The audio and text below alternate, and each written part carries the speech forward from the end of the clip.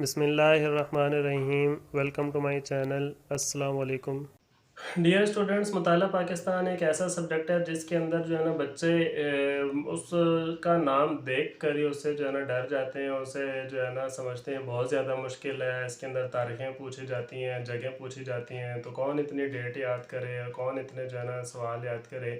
तो अगर आपने मुताला पाकिस्तान के अंदर फुल मार्क्स लेने हैं तो ये तो सब कुछ आपको याद करना पड़ेगा, और इसके अंदर इंटरेस्ट लेकर अगर आप याद करेंगे तो फिर जो है ना आपको जल्दी याद हो जाएगा। अगर आपने पहले ही से ही अपना माइंड बना लिया है कि ये जो है ना बहुत ज़्यादा मुश्किल है, बहुत ज़्यादा जो है ना समझ ही नहीं आता, तो वो बाकी जैसा आप माइंड बनाएंगे, जैसा सोचेंगे, वैसे ही आपको समझने में मुश्किल होगी। तो मुताला पाकिस्तान के अंदर नंबर लेना बहुत ज़्यादा आसान है और बहुत ज़्यादा कोई मुश्किल काम नहीं है। आप जिसके अंदर कुछ चीज़ें होती हैं आपको जो है ना याद करने वाली, वो आपने करनी है।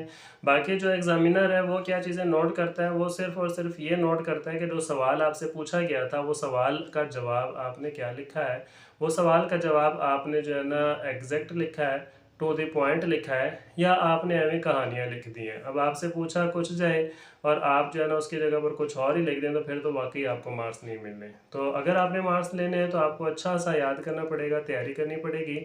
और मेरे स्टूडेंट्स हैं जो कि बोर्ड में अल्हम्दुलिल्लाह अल्लाह के फजल करम से मुताला पाकिस्तान में मैक्सिमम मार्क्स जो है ना 50 भी ले चुके हैं, 49 48 तक मार्क्स ले चुके हैं, 47 भी लिए हैं बच्चों ने।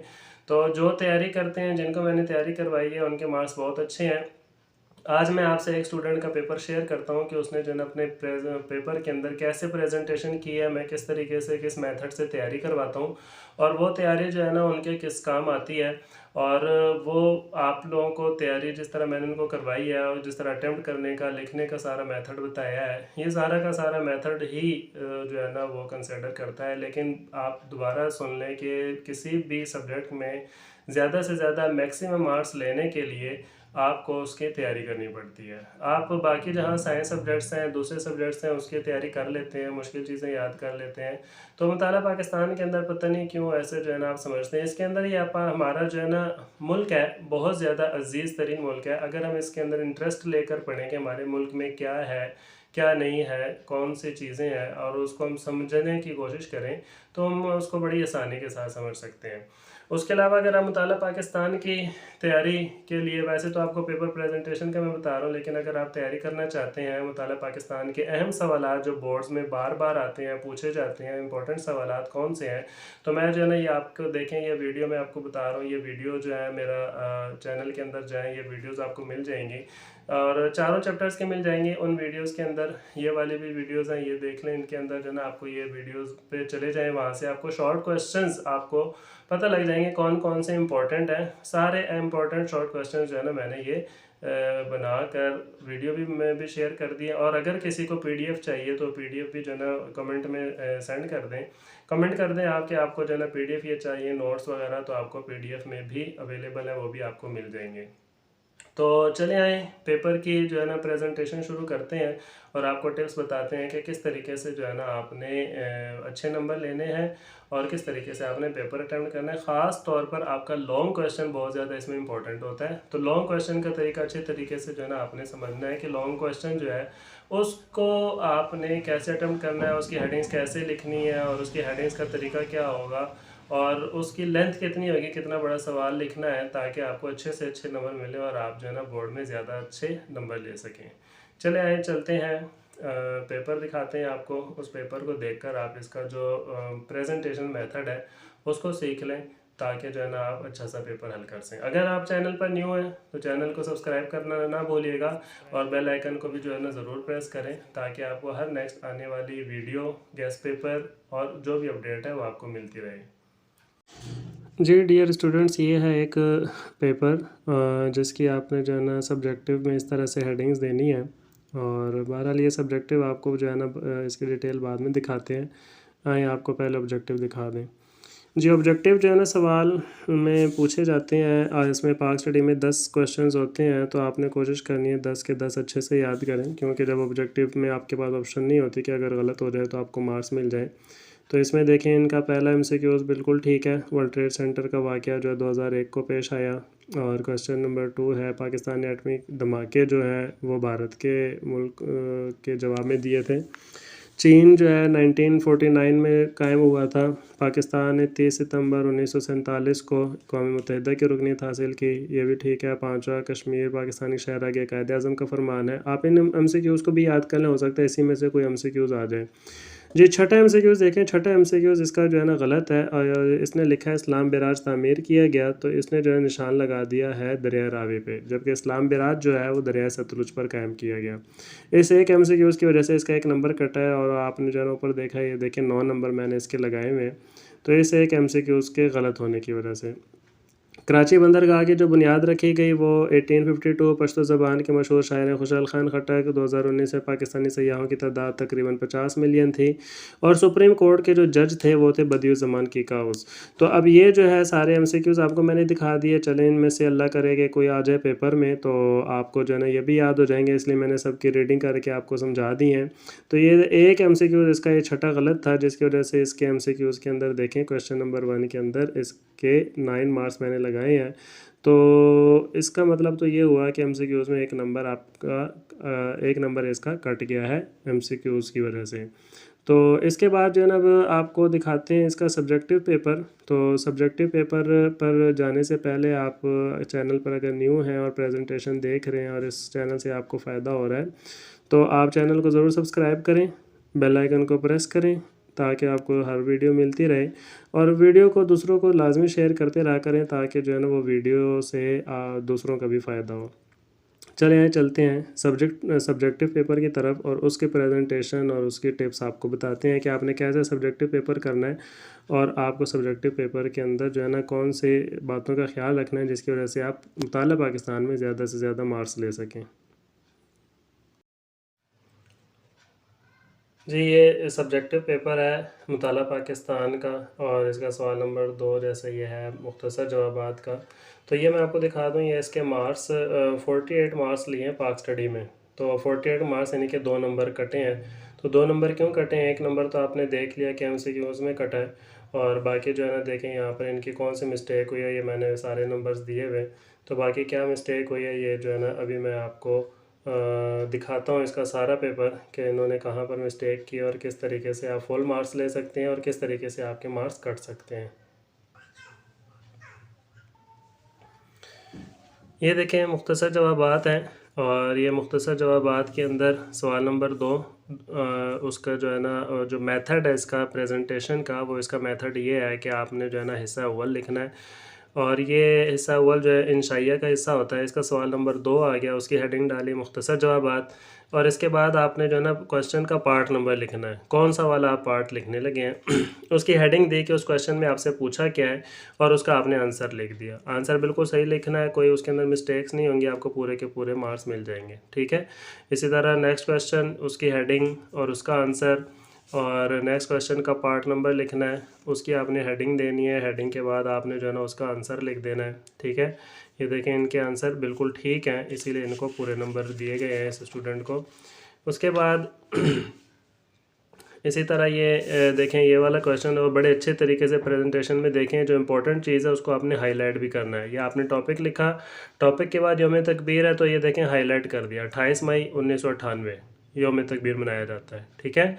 दोबारा 28 मई को हाईलाइट करके, यानी कि मार्कर के साथ बोल्ड कर दिया कि असल आंसर इसका ये बनता है। इसी तरह नेक्स्ट क्वेश्चन आ गया, उसका वो हो गया। ये देखें, ये वाला जो क्वेश्चन है ना, इनका एक पॉइंट बिल्कुल सही था, दूसरा पॉइंट गलत था, जिसकी वजह से इनके एक नंबर कट गया। ठीक है। नेक्स्ट सवाल है ख़ारजा पॉलिसी के मकासद, ये भी बिल्कुल सही है। और यहाँ पर अमेरिका का अफ़गानिस्तान पर हमला हुआ, क्यों हमला किया था, उसका भी जो है ना मार्क्स लिख दिए हैं। फिर ये वाखान वाली पट्टी का जो सवाल है ये बिल्कुल सही है, और यहाँ पर हेडिंग दी क्यों तस्लीम किया, ये भी बिल्कुल सही है। अब पेपर के अंदर जो है ना पूछे गए थे 9 सवालात, 9 में से जो है ना 6 करने थे, और इन्होंने जो है ना 9 के 9 पूरे किए हुए हैं। तो इनको ये बेनिफिट हो जाता है, आपको जब एक्स्ट्रा मार्क्स करते हैं, एक्स्ट्रा आंसर जो है ना आप अटेम्प्ट करते हैं, उसका फ़ायदा ये हो जाता है कि जैसे ये यहाँ पर आपका नंबर कट गया, तो ये जो है ना एक्स्ट्रा में चला जाएगा, और अगर कोई और सवाल आपका गलत हो गया तो उसका जो है ना वो एक्स्ट्रा में चला जाएगा, और बाकी जो आपका जो एक्स्ट्रा होंगे वो वाले आपके काउंट कर दिए जाएंगे। तो ये देखें, इसके जो है ना जो मार्क्स काउंट हुए हैं 2 4, ये देखें इसका 6 8 ये नहीं काउंट हुआ, और ये 10 और ये 2 12। तो 6 सवाल इनके पूरे हो गए, 12 मार्क्स इनके जो है ना ये पूरे आ गए, 12 आउट ऑफ 12। बाकी जो इन्होंने एक्स्ट्रा किए थे वो इनके एक्स्ट्रा में चले गए। इसी तरह सेम क्वेश्चन नंबर 2 और क्वेश्चन नंबर 3 का जो ना मेथड सेम होता है, क्योंकि दोनों शॉर्ट क्वेश्चन होते हैं। ये देखें क्वेश्चन नंबर 3 में मुख्तसर जवाबात, और वो पार्ट सवाल नंबर का लिखा कौन सा है, और उसका जो है ना हेडिंग दी, और वो हेडिंग सही तरीके से लिख दी। फिर ये देखें क्वेश्चन नंबर पार्ट, ये भी बिल्कुल सही है। और ये देखें ये मार्कर के साथ बोल्ड किया हुआ है कि गैस का जो ज़ख़ीरा जो पूछा गया था कब दरियाफ़्त हुआ, 1952 में। और इस तरह जैसे ये वाला कोई क्वेश्चन आपसे पूछा जाता है, जैसे गैर धाती मादनियात के बारे में पूछा गया है, तो पॉइंट्स की शक्ल में देखिए अलग अलग करके लिख दिया। इससे आपका ये होता है कि खूबसूरत भी बड़ा लगता है, बड़ा प्यारा लगता है कि ये क्या लिखा हुआ है। कुछ बच्चे ऐसे हैं कि एक ही लाइन में सारा लिख देंगे, वो एक लाइन में आपने नहीं लिखना, बल्कि अलग अलग पॉइंट बना के अलग अलग लाइन में लिखें, ताकि जो है ना ये ज़्यादा खूबसूरत लगे और चेक करने वाला जो है ना वो आपको अच्छे नंबर दे। इसी तरह नेक्स्ट क्वेश्चन आ गया, उसकी हेडिंग आ गई, और उसके अंदर जो इंपॉर्टेंट बात थी उसको जो है ना आपने मार्कर के साथ बोल्ड कर दिया। क्वेश्चन नंबर 5, उसकी हेडिंग, उसका आंसर, ये देखें मार्क्स इनके बिल्कुल सही हैं, पूरे हैं, ये पूरे मार्क्स इनके हैं। ये देखें 1 2 3 4 5 6 के 6 सवाल बिल्कुल ठीक हैं, कोई मिस्टेक नहीं है। इस वजह से इनका जो है ना इस क्वेश्चन के भी मार्क्स पूरे होंगे। और ये जो इन्होंने किए हैं इसके बाद ये इनके एक्स्ट्रा में चले गए। अगर कोई सवाल इनका गलत हो जाता तो ये इनका जो है ना काउंट हो जाता, और वो गलत वाला जो है ना वो माइनस हो जाता। ठीक है, तो इनके भी 12 आउट ऑफ 12 हो गए इस क्वेश्चन में। उसके बाद हिस्सा 2 है, जो कि लॉन्ग क्वेश्चन का हिस्सा। अक्सर बच्चे पूछते हैं लॉन्ग क्वेश्चन में कैसे पूरे मार्क्स आ सकते हैं। बेटे, अगर आपने क्वेश्चन लॉन्ग लिखा है और उसके अंदर आपने जो है ना प्रॉपर तरीके से जो सवाल आपसे पूछा गया था आपने सिर्फ वही लिखा है और उसके मुताबिक लिखा है, तो फिर आपको ज़रूर मार्क्स मिलेंगे, और पूरे भी मिल सकते हैं। हम लोग बोर्ड में जो है ना ये पूरे मार्क्स भी देते हैं, लेकिन अगर टू दी पॉइंट हो, जो आपसे पूछा गया हो, प्रॉपर आपने हेडिंग दी हो, प्रेजेंटेशन सही हो, कोई फजूल उसके अंदर कहानियाँ ना लिखी गई हो। मिसाल के तौर पे यहाँ पे देखें 1973 के आइन के अहम नुकात पूछे हैं। ये देखें अहम नुकात ही लिखे हैं, कोई 1973 के आइन के बारे में कुछ बच्चे अपने आप से जो है ना वो लिख देते हैं। तो ये देखें ये सारी हेडिंग्स जो है ना 1973 के आइन के पॉइंट्स की हैं, पॉइंट्स की शक्ल में दे दिया। और ये देखें लॉन्ग क्वेश्चन यहाँ से शुरू किया, एक शीट, ये 2 शीट जो है ना पूरी की पूरी। यहाँ पर देखें हेडिंग दी, वफाकी निज़ाम, पार्लिमानी कमेटी। अब ये वाला जो एक पॉइंट है ना सूबे सरहद वाला, ये इनका गलत है, जो कि 1973 के आइन से रिलेटेड नहीं है, जिसकी वजह से जो है ना इनके मार्क्स कट जाएंगे। और आगे जो है ना इनकी हेडिंग्स बिल्कुल सही हैं, तो इसीलिए ये 8 नंबर का सवाल था, तो इनको जो है ना 7 मिले। 1 नंबर इनका ये कटा है, यानी कि जो चीज़ नंबर क्यों कटते हैं आपके, उस सूरत में आपके मार्क्स कट जाते हैं जब कोई आप इररेलेवेंट चीज़ लिख दें। जो चीज़ आपसे सवाल में पूछी गई है उसके मुताबिक लिखेंगे तो आपका कोई सवाल का नंबर जो है ना नहीं कटेगा।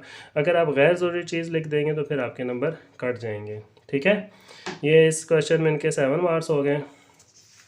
उसके बाद दूसरा जो लॉन्ग क्वेश्चन लिखना होता है, 2 आपने लॉन्ग करने होते हैं, चाहे आप जो है ना 4 5 कर लें, या जो है ना 5 और 6 कर लें, या 4 और 6 कर लें। 6 के जो है ना 2 पार्ट होते हैं, तो आप जो है ना दोनों कर सकते हैं। और ये मुताला पाकिस्तान में आपने जो बेस्ट मार्क्स लेने हैं, ज़्यादा से ज़्यादा लेने हैं, मैक्सिमम लेने हैं, टॉप करना है, तो आपको जो है ना पाक स्टडी की पेयरिंग स्कीम ज़रूर समझनी पड़ेगी कि लॉन्ग क्वेश्चन कहाँ से आते हैं, शॉर्ट्स किस में से ज़्यादा आते हैं, ताकि आपका जो स्मार्ट वर्क है, स्मार्ट आपकी तैयारी है वो हो, और आपका जो है ना ज़्यादा हार्ड वर्किंग ना हो, थोड़े से टाइम में ज़्यादा स्मार्ट वर्क करके आप अच्छे मार्क्स ले सकें। ये देखें दूसरा सवाल, पाकिस्तान की बंदरगाहों की अहमियत। तो इसके अंदर सारे जो है ना रिलेटेड हेडिंग है, बैनुल-अक़वामी उसकी हैसियत क्या है, सरमायाकारी के फ़वाइद क्या हैं, कारोबार के मौक़े क्या हैं, ज़र मुबादला के उसके क्या ज़ख़ायर हैं, और दरामदात में उससे इजाफ़ा होता है, बरामदात में जो है ना वो कमी होती है। ये बंदरगाहों के फ़ायदे हैं।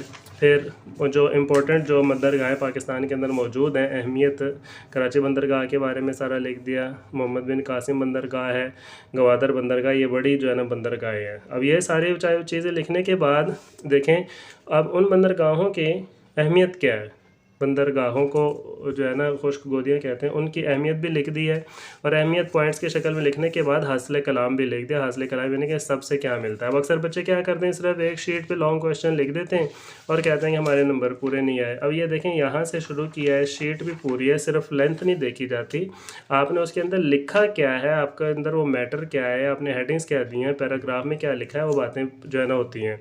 कुछ बच्चे कहते हैं आप आंखें बंद करके पेपर चेक हो जाता है, बोर्ड में तो ऐसा नहीं है, वो आंखें बंद करके पता नहीं कहाँ होता है, हमने आज तक नहीं देखा। जो भी जो है ना वहाँ पेपर आपका चेक करता है वो पढ़ के चेक करता है और देख कर जो है ना उसने नंबर देने होते हैं। तो ये देखें इसके इस लॉन्ग क्वेश्चन में 8 के 8 फुल बटा फुल नंबर है, कोई गलती नहीं है, कोई मिस्टेक नहीं है, बिल्कुल सही किया है। अब मैं आपको जो है ना इनके मार्क्स दिखा देता हूँ सारे टोटल के कैसे इनके जो है ना टोटल हो रहे हैं। तो ये देखें क्वेश्चन नंबर 1 में जो है ना 9 मार्क्स हैं क्योंकि एक MCQ इनका गलत था। उसके बाद क्वेश्चन नंबर 2 में 12 है, क्वेश्चन नंबर 3 में भी 12 है, पूरे शॉर्ट क्वेश्चन दोनों बिल्कुल ठीक थे। क्वेश्चन नंबर 4 जो था लॉन्ग क्वेश्चन वो वाला, उसके अंदर इनकी मिस्टेक थी एक वो, जिसकी वजह से एक नंबर यहाँ पर कट गया। तो एक नंबर इनका MCQ उसका कट गया, एक नंबर इनका ये वाला कट गया और क्वेश्चन नंबर 5 के पूरे। तो ये 2 मार्क्स इनके कटे जिसकी वजह से इनके ये 48 मार्क्स आए हैं। लेकिन 48 मार्क्स भी ठीक है, अगर आप ध्यान से लिखते हैं तो ये 48 भी मिल जाते हैं, तो इंशाल्लाह ठीक है। तो बाकी जो है ना इस प्रेजेंटेशन का बहुत ज़्यादा ख्याल रखिएगा, प्रेजेंटेशन बहुत ज़्यादा ज़रूरी होती है किसी भी पेपर में। अगर आप अच्छे तरीके से अटैम्प्ट करते हैं और आपका एग्जामिनर देखता है पेपर आपका अच्छा है, हेडिंग्स हैं, तो वो आपको अच्छे से अच्छे नंबर देता है। तो इस प्रेजेंटेशन के रूल्स को टिप्स को ज़रूर फॉलो करें ताकि जो है ना आपके अच्छे से अच्छे नंबर आएँ और आप टॉप कर सकें और आगे आपके जो है ना कॉलेज में एडमिशन्स वगैरह अच्छे तरीके से हो सकें, क्योंकि उसके लिए मार्क्स ही आपकी जो है ना ज़रूरी होते हैं। मार्क्स हासिल करने की कोशिश करें। चलें इंशाल्लाह चैनल को सब्सक्राइब ज़रूर कर दें और बेल आइकन को भी जो है ना प्रेस कर दें ताकि आपको हर वीडियो मिलती रहे। इंशाल्लाह मिलते हैं नेक्स्ट वीडियो में। अल्लाह हाफिज़।